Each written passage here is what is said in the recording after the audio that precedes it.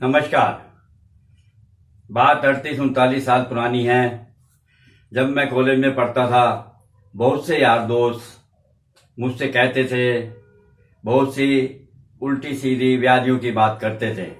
मैं उनसे कहता, ये सब व्यर्थ की बातें हैं, ऐसा कुछ भी नहीं है, ये सब मन का भ्रम है।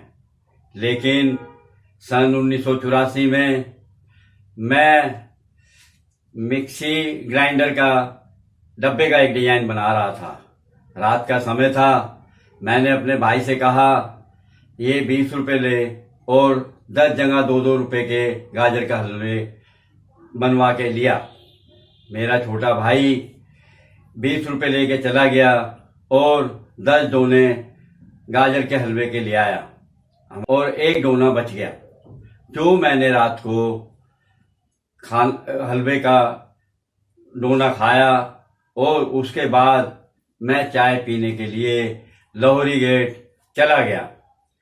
लोहरी गेट से आने के बाद मैंने वह डिजाइन पूरा किया और मैं सो गया।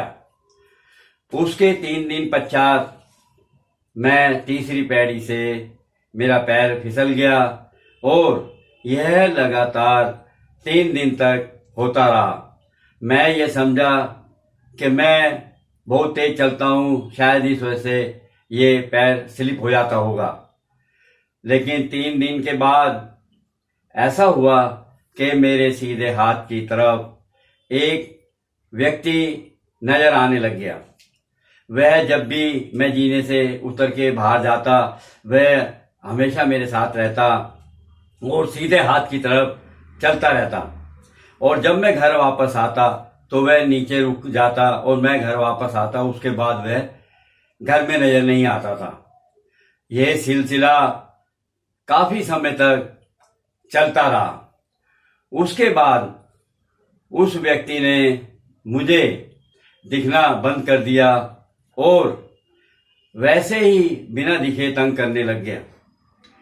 मेरी घरवाली कहने लगी कि ये रात को आपको क्या हो जाता है, कभी कभी आप अपने सारे भाइयों को ऐसे बुरी तरह धक्का मार करके गिरा देते हो, इतनी जान तुम्हारे में कहाँ से आती है। मैं सुबह उससे घरवाली से कहने लगा कि मुझे तो खुद ऐसा महसूस हो रहा है कि जैसे मेरे साथ कई आदमियों ने हाथापाई की हो। इस तरीके से ये सारी बातें मैंने अपनी माताजी को बताई।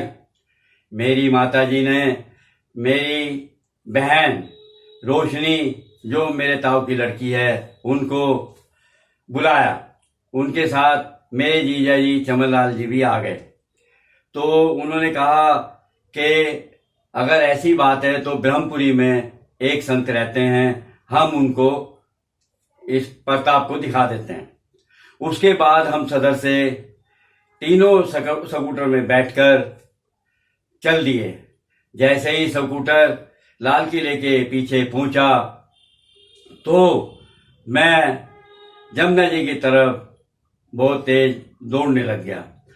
उसके बाद मेरे जीजा जी मेरे पीछे थे और पब्लिक के कुछ आदमी, पता नहीं उसके बाद मुझे होश नहीं है।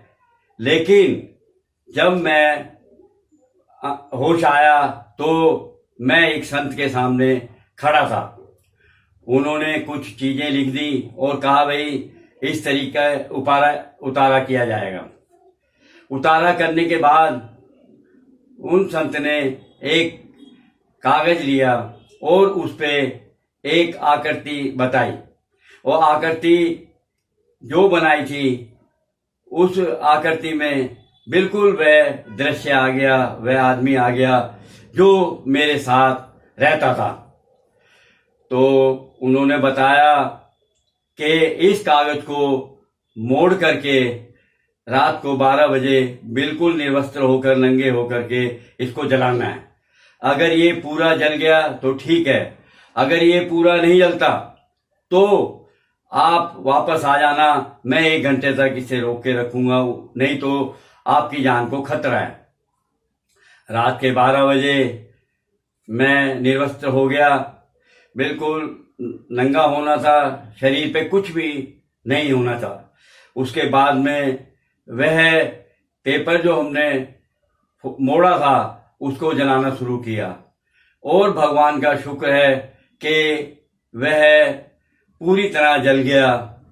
और उसके बाद हमें उस संत के पास रात को वापस जाना नहीं पड़ा।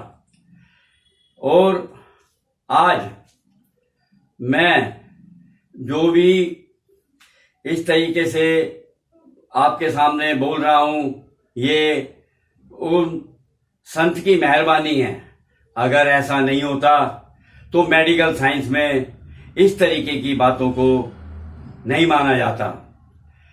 और ये अध्यात्म ज्ञान है, ये सिर्फ उसी को पता चलता है या उसी के महसूस होता है जिसके साथ ये गुजर रहा होता है, या ये उसको मालूम होता है जो उसका उपाय कर लिया होता है। तीसरे व्यक्ति को इसके विषय में कुछ भी मालूम नहीं होता।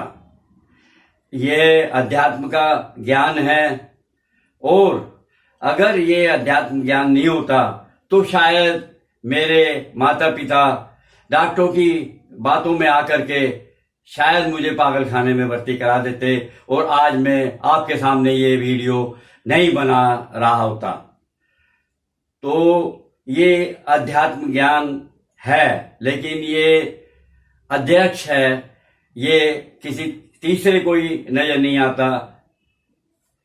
इसलिए बहुत सी चीजें ऐसी हैं जो हमारे मेडिकल साइंस में इसको नहीं मानते, और अध्यात्म ज्ञान से ये व्याधियां दूर हो जाती हैं। जिंदगी जो शेष है, याद रखो, वही विशेष है।